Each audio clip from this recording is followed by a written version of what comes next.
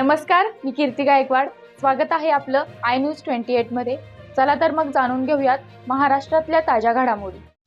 मच्छिंद्रनाथाच्या पालखीचे विट्यात झाले आगमन.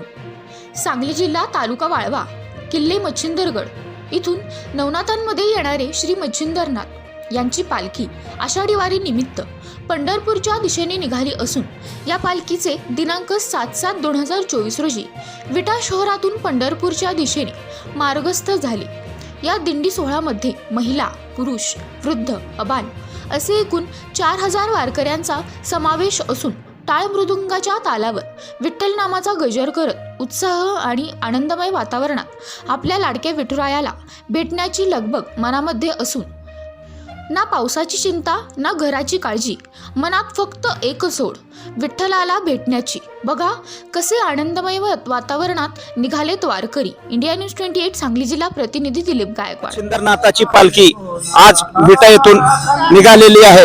आपण बघू शकताय भक्तगणांचा गजर. तरी आपण विचारूया, दोन कुठं आला किल्ले मच्छिंद्रगड कधी निघाला? तिथे कधी निघाला केला? तुम्हाला इकडे जायला किती दिवस लागतील? 13 दिवस. अजून 13 दिवस नाही, अजून 10 दिवस. 3 दिवस झाले, अजून 10 दिवस. कुठे मुक्काम कुठे पडणार आहे? रेवणगाव. रेवणगाव सुलतान गादे करगणी, आटपाडी, नवी लतेवाडी, पुढे मऊज, पळशी, वाखरी, पंढरपूर. किती लोकांचा समावेश आहे या पालखीमध्ये? 3 ते 3,500. तर बघू शकता 3,500 लोकांची पालखी पंढरीच्या वारीला निघालेली आहे आषाढी एकादशी निमित्त. आणि या विठ्ठलाच्या त्याच्यामध्ये आणि सगळे भाविक लोक आनंदमय वातावरणाचे